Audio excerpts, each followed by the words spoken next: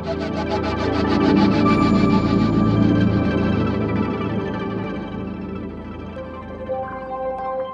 नमस्कार, बहुत बहुत स्वागत है आप सभी का एजुकेटर प्लस में।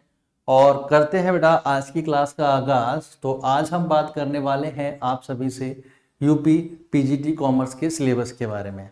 तो यूपी पीजीटी कॉमर्स का सिलेबस हम बात करेंगे बेटा अभी आपसे इसमें, और इसका हम डिस्कशन करेंगे किस तरीके से पेपर में एग्जाम आता है, किस टाइप के क्वेश्चंस हमें मिलते हैं।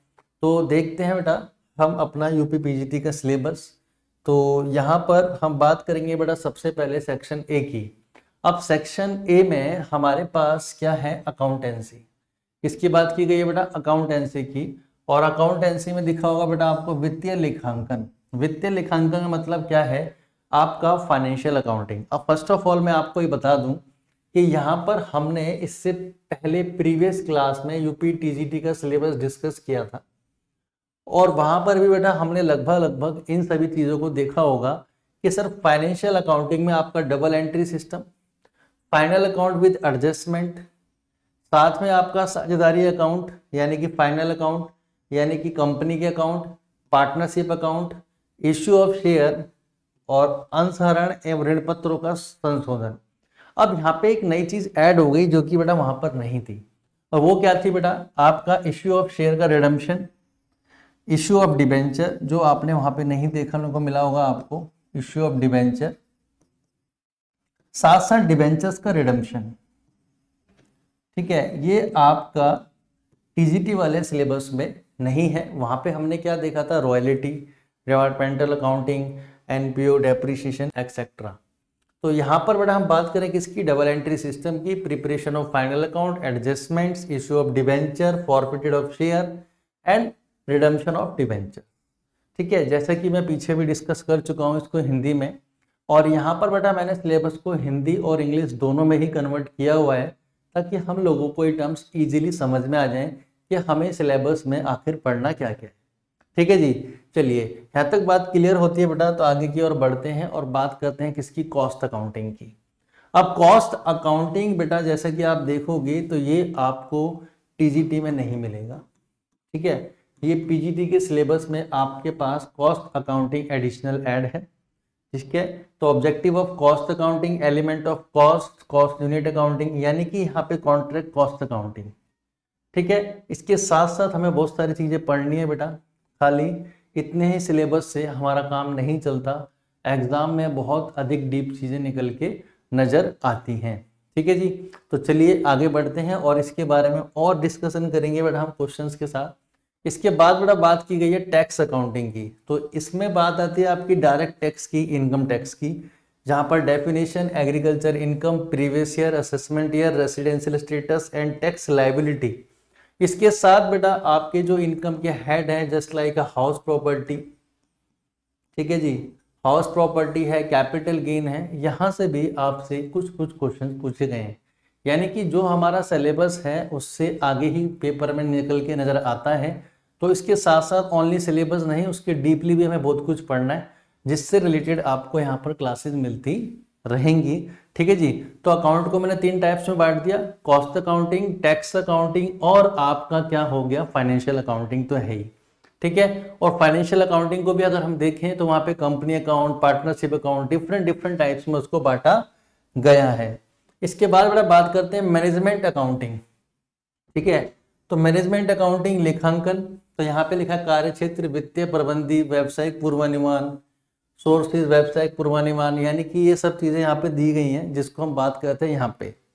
अब मैनेजमेंट अकाउंटिंग में function of objective of management accounting, business forecasting, ratio analysis, cash flow, break even analysis, ये सब चीजें आपकी यहाँ पर नजर आने वाली हैं। ठीक है, तो यहाँ पर आपका रेशियो एनालिसिस है, बिजनेस फोरकास्टिंग है, मैनेजमेंट रिपोर्ट है, मैनेजमेंट अकाउंटिंग क्या होती है, दोनों में क्या डिफरेंस है, दोनों के क्या फीचर्स हैं, ईच एंड एवरीथिंग आपको यहाँ पे देखने को मिलेगी। इसके बाद बेटा बात आ जाती है पार्ट 2 की, सेक्शन 2 की। तो यहाँ पे आपको बिजनेस स्टडीज से रिलेटेड, मैनेजमेंट से रिलेटेड बहुत सारी चीजें आपके साथ डिस्कस की जाने वाली हैं, होने वाली हैं। ठीक है जी, तो व्यावसायिक संगठन एवं क्षेत्र प्रदूषण, तो ये आपको देखने को मिला होगा कहाँ पर, ये सब चीज़ें आपको देखने को मिली हैं टीजीटी के सिलेबस में, बट पीजीटी का सिलेबस बेटा उससे अप होता है ना कि डाउन, ठीक है। यानी कि और डीप और डेप्थ में आपको क्वेश्चन नजर आने वाले हैं। तो बात करेंगे इंट्रोडक्शन ऑफ बिजनेस की, types of business enterprises, private public NPO, forms of organisation. अब फॉर्म्स ऑफ ऑर्गेनाइजेशन में जैसा कि हम लोग देखते हैं क्या, सोल प्रोप्राइटरशिप, पार्टनरशिप क्या होती है, कंपनी अकाउंट क्या होते हैं, कोऑपरेटिव सोसाइटीज क्या होती हैं, एमएनसीज क्या होती हैं, पब्लिक प्राइवेट पार्टनरशिप क्या होती है, उससे रिलेटेड बहुत सारी चीज़ें आप फॉर्म्स ऑफ ऑर्गेनाइजेशन में डिस्कस करेंगे। साथ साथ international business, domestic and foreign trade, export and import, उसके क्या परफॉर्मा इनवॉइस होते हैं, कैसे लेटर ऑफ क्रेडिट क्या होता है, ड्यूटी ड्रॉबैक्स क्या होते हैं, बिल ऑफ लीडिंग क्या होती है, इन सभी के बारे में यहाँ पे डिस्कशन किया जाएगा। इसके साथ अगर मैनेजमेंट की बात की जाए बेटा, तो मैनेजमेंट में आप देखेंगे फंक्शन, प्लानिंग, ऑर्गेनाइजेशन, स्टाफिंग, ठीक है, बहुत सारी चीज़ें आपको यहाँ पे नजर आएंगी। और ये सब चीज़ें आप देखते हैं कि आपको मोस्ट ऑफ पीजीटी के जो भी एग्जाम होते हैं टीचिंग से रिलेटेड, सभी में ये सब चीज़ें आपको देखने को मिल जाती हैं, ठीक है जी। इसके साथ साथ यहाँ पे दिखा है इंपॉर्टेंट थ्योरी, तो यहाँ पे इंपॉर्टेंट थ्योरी को एक बेस अलग से टॉपिक दिया गया है जो कि आपको टीजीटी में देखने को नहीं मिला था। यहाँ पे देखेंगे बेटा आप क्या, एडम स्मिथ की, एब्यूट, हेनरी फॉल, एंटल मायो, यानी डिफरेंट टाइप्स के जो हमारे थ्योरिस्ट हैं उन सब की थ्योरी से रिलेटेड भी क्वेश्चंस आपके एग्जाम में पूछे जाने वाले हैं। इसके बाद बेटा बात कर लूँ पार्ट सी की, जिसमें कि आपका इकोनॉमिक और स्टैटिस्टिक्स दोबारा से आपको नजर आ गया, ठीक है। वहाँ पे आपने देखा था कि वहाँ पे कुछ चीज़ें ऐसी थी जो यहाँ पे आपको अपडेटेड मिल रही हैं, ठीक है। तो यहाँ पे अगर बात करूँ बेटा इकोनॉमिक्स की, तो यहाँ पे आपको माइक्रो इकोनॉमिक्स तो देखने को मिलेगी, ठीक है, माइक्रो इकोनॉमिक्स होगी, साथ साथ कब थ्योरी ऑफ पॉपुलेशन नजर आएगा आपको, राष्ट्रीय आय यानी कि नेशनल इनकम का पार्ट, जो कि हमारे कहाँ पर नहीं था, टीजीटी में नहीं था, यहाँ पे स्पेशली दिया गया है, किसको लेके रिलेटेड टर्म्स दी गई हैं, नेशनल इनकम को। साथ साथ तो वही सब लिखा है बेटा इंडिफरेंस कर्व, तो इंडिफरेंस कर्व कहाँ था, मैंने बताया था आपको कंज्यूमर इक्विलिब्रियम, ठीक है जी, कंज्यूमर इक्विलिब्रियम में ये सब चीज़ें हमने पढ़ी थी। इसके साथ साथ law of origin, production function, cost level, national income, ये सब चीज़ें आपको देखनी है, ठीक है बेटा। साथ में आगे आपकी सांख्यिकी, तो सांख्यिकी का बेटा सिलेबस थोड़ा सा यहाँ पे अपडेटेड होने वाला है। जैसे कि मैंने वहाँ पे सांख्यिकी का आपको बेसिक टर्म्स बताई थी कि आवर्ती क्या है, फ्रीक्वेंसी डिस्ट्रीब्यूशन क्या है, सेंट्रल टेंडेंसी क्या है, मेजरमेंट ऑफ डिस्पर्जन क्या है। उसके साथ साथ यहाँ पे बेटा आपको देखने को क्या मिलेगा, सहसंबंध यानी कि कोरिलेशन, आपको कोरिलेशन नजर आने वाला है, रिग्रेशन नजर आने वाला है, साथ साथ आपको इंडेक्स नंबर नजर आने वाला है। ये सभी चीजें यहाँ पे क्या है बेटा अपडेटेड है। उसके साथ साथ सांख्यिकी विशेष रूप से जनसंख्या के संदर्भ में कृषि संबंध, इंडस्ट्रियल और उसके सुझाव एंड सुधार, तो meaning, nature, frequency distribution, table, graph, data collection, statistical method, mean, median, mode, range, तो ये क्या है मेजरमेंट ऑफ डिस्पर्जन का पार्ट था। उसके साथ साथ बेटा आपको मैंने क्या बताया, correlation, regression, index number, business forecasting, ये सभी चीजें इसमें आएंगी। और साथ साथ जोड़ दिया गया बेटा हाइपोथेसिस एंड सैम्पलिंग को भी यहाँ पे ऐड कर दिया गया है, ठीक है जी।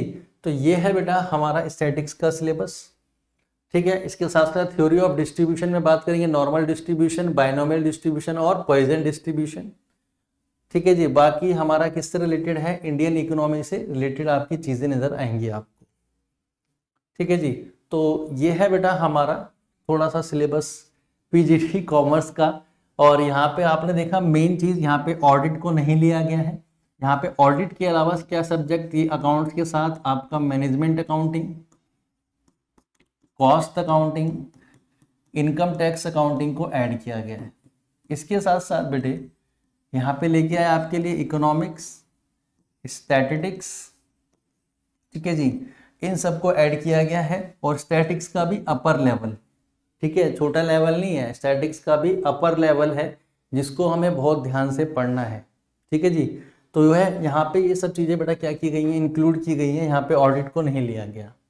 अब यहाँ पे एक छोटा सा क्वेश्चन है कॉस्ट अकाउंटिंग का, और कॉस्ट अकाउंटिंग में एक क्वेश्चन पूछा गया है economic batch quantity depend on the, कौन सी कॉस्ट को पे डिपेंड किया जाता है बेटा, मटेरियल लेबर पे, सेटअप और कैरिंग कॉस्ट पे, ट्रांसपोर्टेशन एंड कैरिंग कॉस्ट पे, या वेयर हाउसिंग और लेबर कॉस्ट पे। तो ये बेटा आपका रिकॉर्ड किया जाता है सेटअप कॉस्ट पे और कैरिंग कॉस्ट पे, जिसको हम बोलते हैं इकोनॉमिक बैच क्वांटिटी। ठीक है बेटा, ये इकोनॉमिक ऑर्डर क्वांटिटी नहीं है, ये क्या है, इकोनॉमिक बैच क्वांटिटी है। सेकंड आया बेटा नेशनल इनकम से रिलेटेड क्वेश्चन, लिखा है यहाँ पे एनडीपी एमपी किसके इक्वल होगा। तो एनडीपी एमपी निकालना हो चाहे कुछ भी निकालना हो, सबसे पहले हम दो चीज सीख लेते हैं, एक होता है जीडीपी और एक होता है बेटा एनएनपी। तो जीडीपी जो हमारा होता है वो किस पे होता है, मार्केट प्राइस पे, और ये हमारा होता है किस पे, फैक्टर कॉस्ट पे। अब जब कभी बेटा इस जीडी का मतलब क्या है, ग्रॉस, डी फॉर डोमेस्टिक और पी फॉर प्रोडक्ट, और एमपी का मतलब आपको सभी को पता है किस पे होता है बेटा, मार्केट प्राइस। अब एनएनपी का मतलब होता है नेट नेशनल प्रोडक्ट, और एफसी का मतलब होता है बेटा आपका फैक्टर कॉस्ट। क्या होता है, फैक्टर कॉस्ट।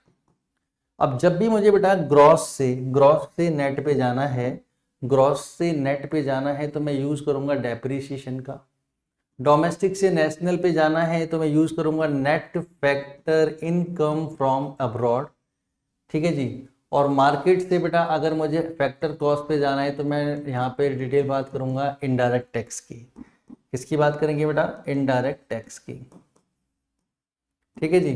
तो यहाँ पे मुझे एनडीपी एमपी चाहिए, एनडीपी एमपी चाहिए, और मेरे पास गिवन है GDP MP, GDP FC, NNP FC, लेकिन सबसे जो क्लोज लग रहा है वो मुझे क्या लग रहा है बेटा, जीडीपी एमपी। ठीक है। तो जीडीपी एमपी जब मैं नजर यहाँ पे मुझे आया जीडीपी एमपी, तो मैंने देखा बेटा कि एमपी एमपी से मैच कर रहा है, डी से मैच कर रहा है। मुझे बस ग्रॉस से कहाँ पहुंचना है, नेट पे। तो जब ग्रॉस से नेट पे पहुंचना है तो मैं क्या माइनस कर दूं बेटा, डेप्रिसिएशन। और आप देख रहे हैं यहाँ पे क्या लिखा हुआ है, डेप्रिसिएशन गिवन है, तो ऑप्शन नंबर ए यहाँ पर क्या हो जाएगा बेटा, करेक्ट हो जाएगा। ठीक है जी। तो ये होता है ग्रॉस से नेट पे जाना है डेप्रिसिएशन का यूज, डोमेस्टिक से नेशनल पे जाना है तो net factor income from abroad का यूज, और मार्केट प्राइस से फैक्टर कॉस्ट पे जाना है तो आपके लिए इनडायरेक्ट टैक्स का यूज। तो फिलहाल यहाँ पे क्वेश्चन नंबर वो था। अब लिखा है बेटा if work certified is less than of the contract price. ठीक है। The no profit should be taken profit and loss account. कब, जब कब कितना वर्क सर्टिफाइड होगा, जो आप 1 रुपया भी नहीं ट्रांसफर करोगे कहाँ पे, प्रॉफिट एंड लॉस अकाउंट में। तो ये क्वेश्चन है बेटा आपका कॉन्ट्रैक्ट कॉस्टिंग का। अब कॉन्ट्रैक्ट कॉस्टिंग में वर्क सर्टिफाइड का अपना एक बहुत बड़ा रोल होता है। ठीक है।